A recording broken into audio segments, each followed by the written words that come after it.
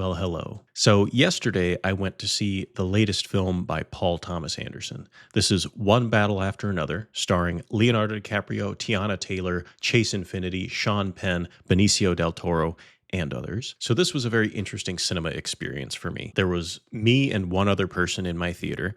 So, it was a very sparse crowd. But to be fair, it was a Thursday afternoon that I went to see this.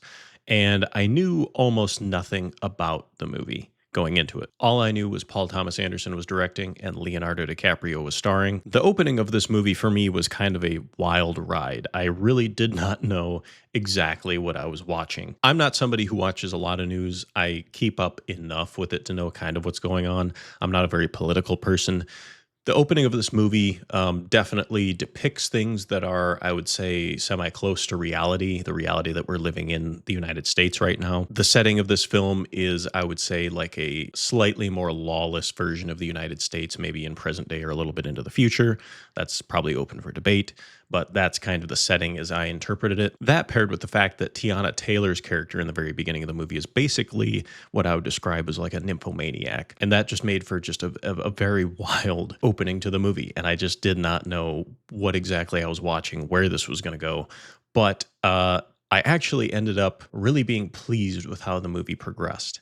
The beginning of the movie is kind of a little bit more serious, a little bit more chaotic. It's kind of setting the scene of fanaticism and activism gone awry, a little bit more dramatic. And then we get to the middle of the movie, and I thought it was freaking hilarious. I was laughing. It was really funny. It turned into like almost like a dark comedy. I would say it tapered off a little bit in the comedy aspect of it toward the end, but the middle was very funny, very zany, very bizarre. The scoring throughout the whole movie was really unique. It was like almost rhythmic. It had a lot of percussion, it seemed, and not a ton of like recognizable melodies, but it was a lot of like just keeping the pace of the movie going. And I thought that was really cool and unique. I'm somebody who likes breathing room in scores where like the score will just kind of settle down or almost disappear.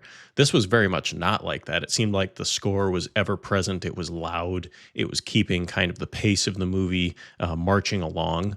But I really enjoyed it. I thought it was quite good. As far as performances go, I thought there was a couple really good performances in this movie. Leonardo DiCaprio obviously does really well. He's a good actor. He had a unique and kind of funny character to play in this movie, and I really appreciated that. Sean Penn, I didn't realize this was Sean Penn in this movie until the credits rolled. I recognized the face, but I didn't put it together. He plays kind of a really slimy, unlikable, wretched kind of human being in this movie, but he does a fantastic job at playing this person. He has like certain physical mannerisms and tics that he does with his mouth and his neck that just seems so integrated to the character. It's acted very well by Sean Penn. As far as favorite performances and characters in the movie, I would have to say that it's tied between Chase Infinity and Benicio del Toro. Benicio del Toro plays this kind of low-key activist. He's helping people out in the background. He's, standing up for what he believes in, but in a low-key way where he's not up in the opposition's face. He's just helping people. He's being effective, kind of a sweet guy, but just kind of a guy who's not really bothered by anything. He plays like a karate sensei. Chase Infinity plays the character Willa in the movie, and she is the daughter of the two revolutionaries played by Leonardo DiCaprio and Tiana Taylor. And she has a really interesting role in this movie as being someone who's kind of experiencing the chaos of both sides of fanaticism, I would say. She's experiencing the repercussions of her parents' lifestyle, being really kind of extreme activists in one space.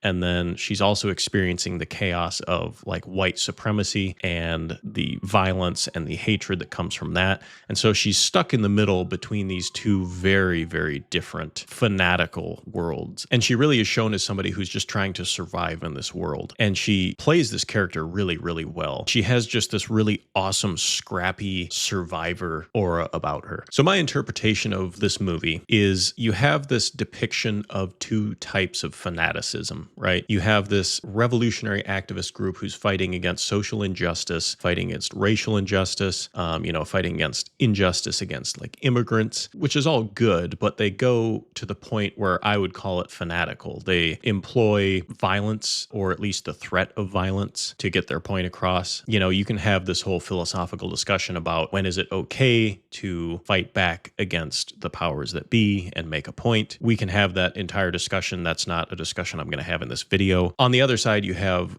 basically fanatic white supremacists who are this evil cabal who is basically trying to direct the course of the United States and maybe even the world. And there is very little they won't do to put down their perceived enemies. So in both of these cases, it seems like the two sides are more concerned with getting in the face of their opposition and disrupting than they are with helping the group that they are standing with. Does that make sense? This movie is kind of charting these waters and offering us some views of where revolution can go, where extreme ideas can go, and what that can lead to and the effects it can have on people, the consequences of that. That's one thing I appreciated about Benicio del Toro's character. He was focused on helping the people that he wanted to help. For the most part, his goal was, I'm just going to be unbothered by what's going on. I'm going to help the people I need to help, and that's that. And then at the end, I think Chase Infinity's character, Willa, starts to embody what I would say is like the healthier version of what her parents were. She's still going to get in the face of the people she disagrees with. She's going to help the people that need help. She's going to be a powerful voice for the cause that she's championing. So basically, as I see it, this movie is charting a path through these kinds of ideas and saying we can maybe avoid violence, we can maybe avoid hatred while still being